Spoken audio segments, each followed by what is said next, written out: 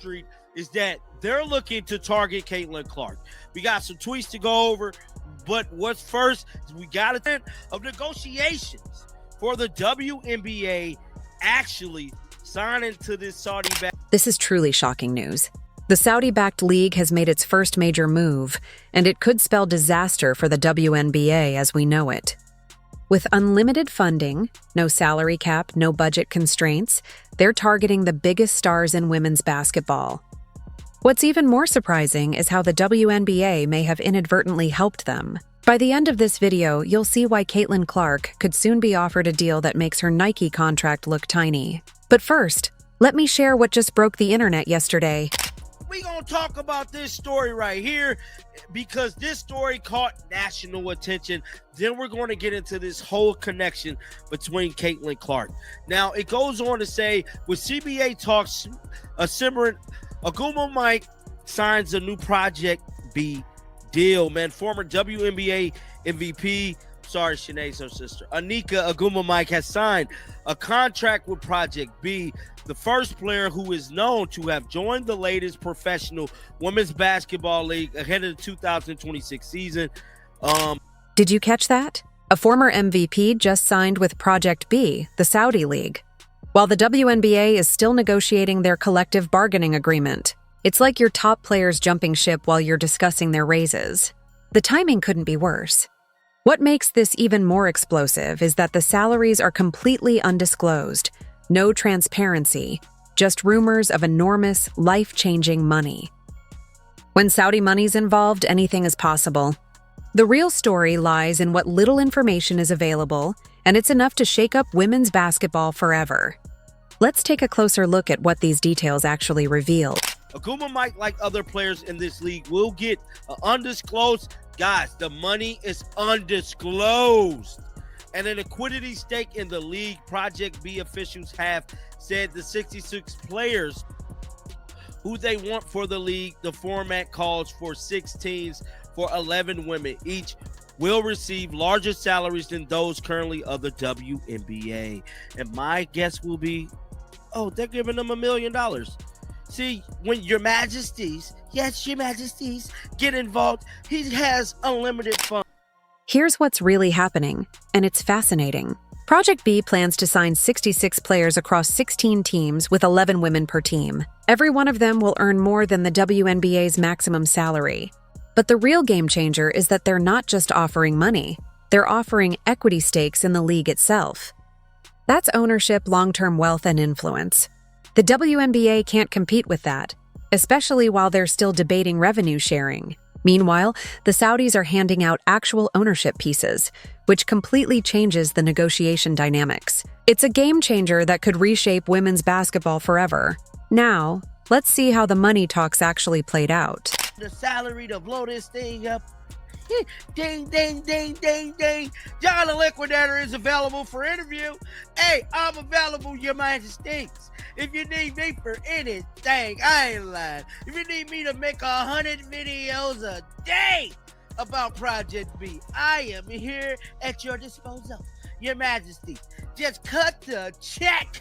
That's how I'm feeling. That's how I'm feeling. Because they got an undisclosed amount of money. And y'all think they ain't. Bro, Caitlin Clark is the biggest name in all of women's sports. Now, do I think she gonna get 100 mil? No. But do I think she can get 50? No. Do I think she can get... The phrase, "the money was too key to her decision," reveals a lot. It's not simply about fair pay or feeling appreciated. It's about being offered such staggering sums that walking away would be financially reckless.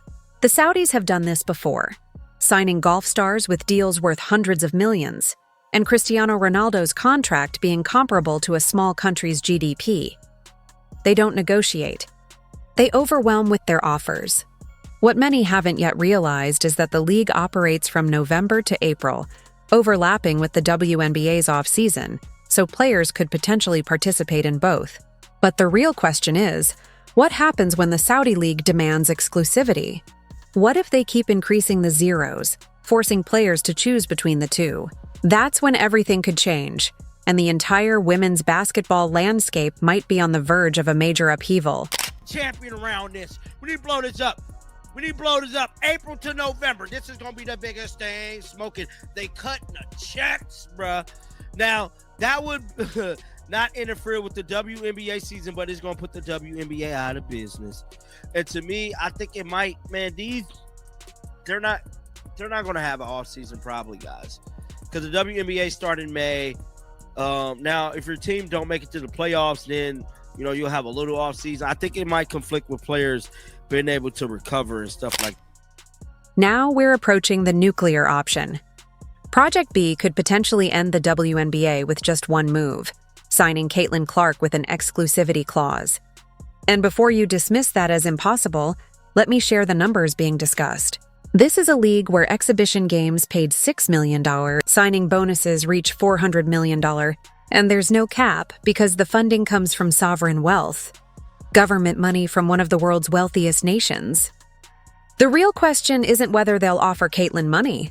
It's how much it would take to persuade her to say yes. And that's where the psychology becomes fascinating. The stakes are enormous, and the potential for upheaval in women's basketball is huge if these offers keep climbing. Bro, Caitlin Clark is the biggest name in all of women's sports. Now, do I think she's going to get $100 million? No.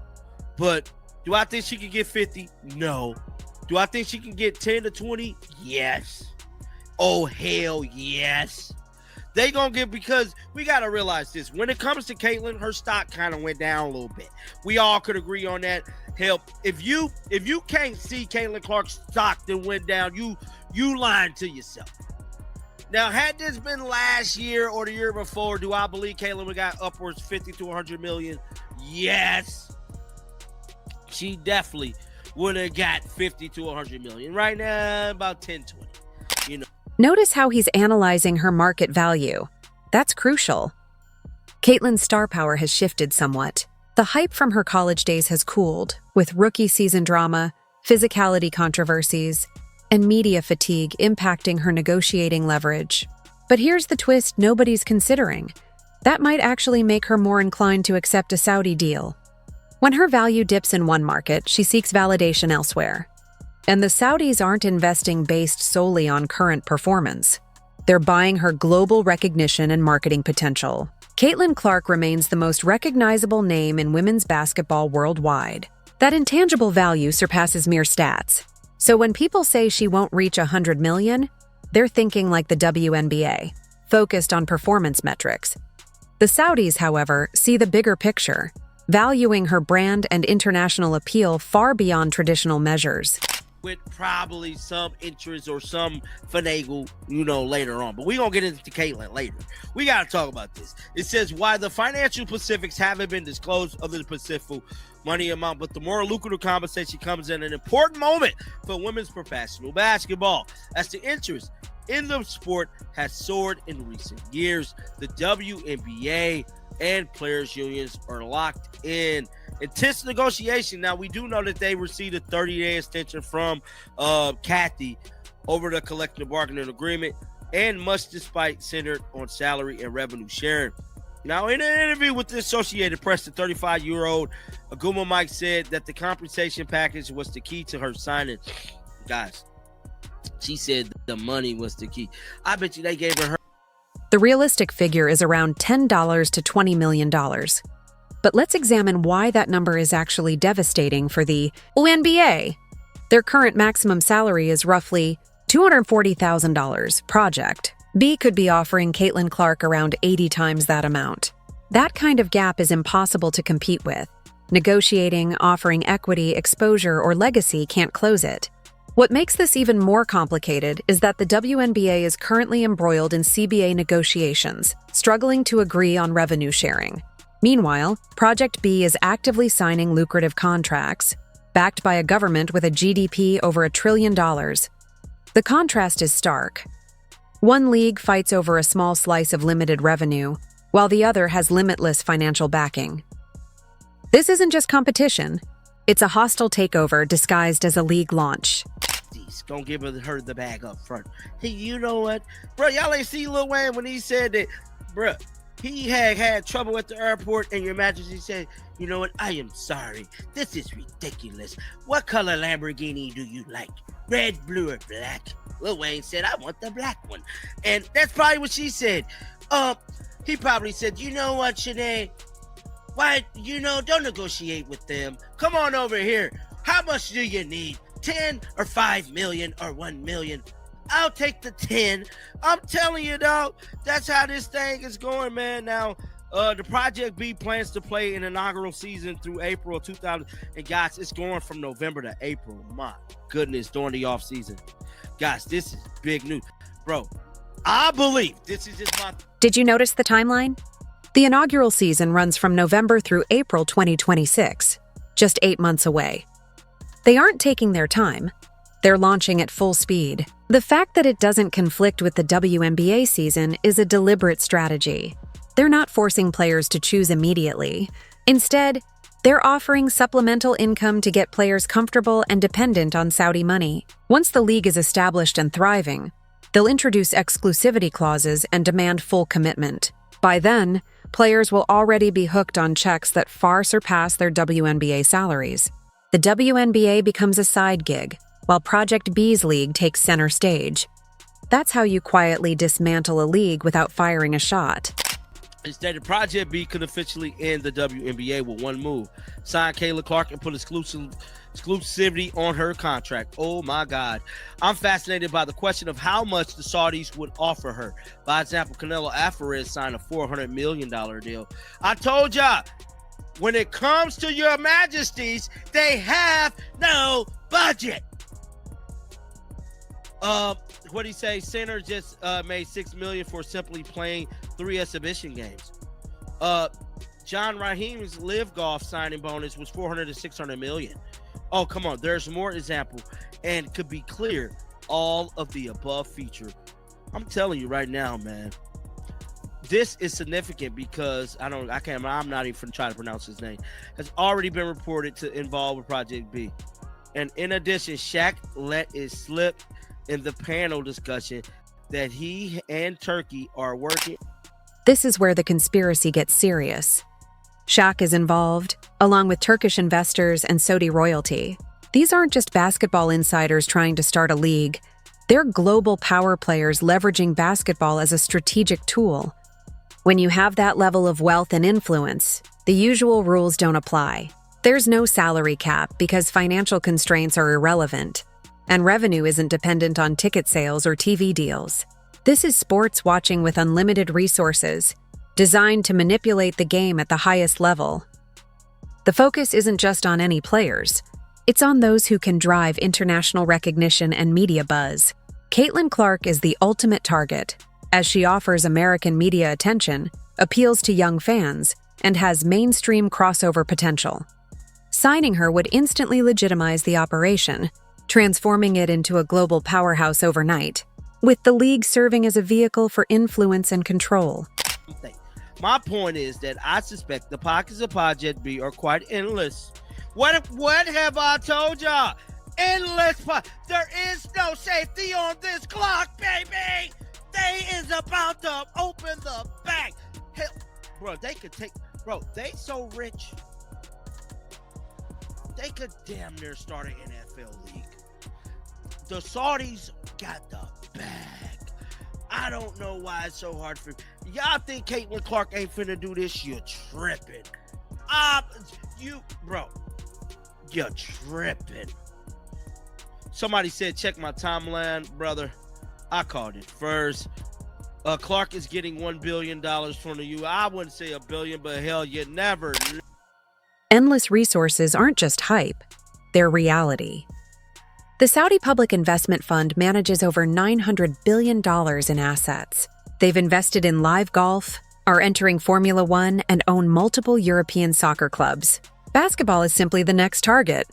What should alarm the WNBA is that the Saudis don't need this to be profitable. Their goal isn't to build a sustainable business, but to gain global influence and sports legitimacy.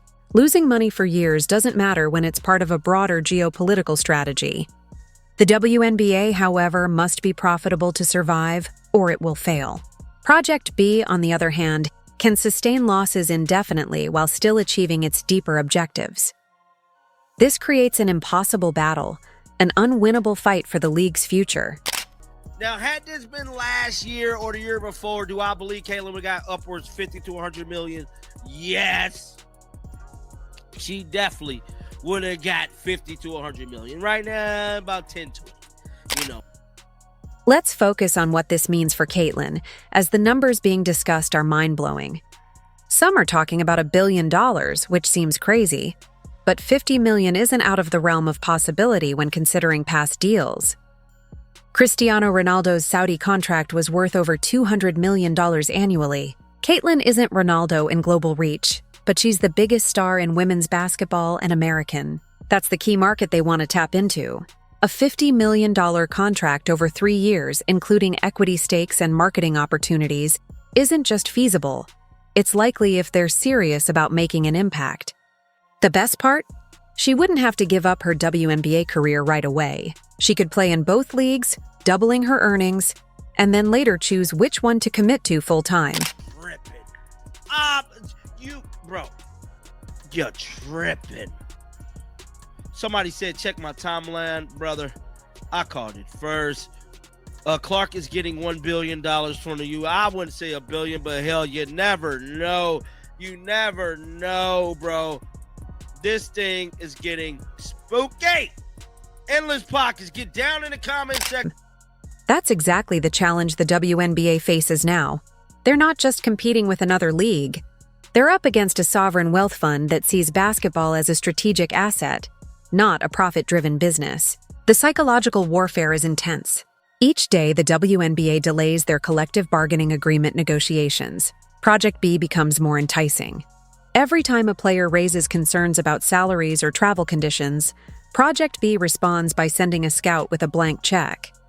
The power dynamic has completely shifted. If Caitlin Clark signs even a $10 million deal, it sparks a chain reaction. Other star players will start questioning why they're not getting similar offers.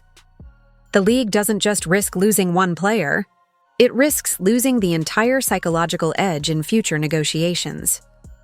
Moving forward, Project B will likely keep signing players quietly, building their roster until they have enough star power to make a splash.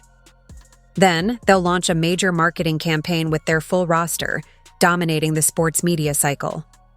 The WNBA might try to frame it as players chasing money rather than legacy, but that narrative crumbles when the financial gap is this vast. Caitlin will get an offer, and the key question is whether it's big enough to make her risk the backlash. If they offer her $20 million, it could drastically shift the landscape. If she leaves, the league's survival could be in serious jeopardy, as the psychological battle would be lost for good.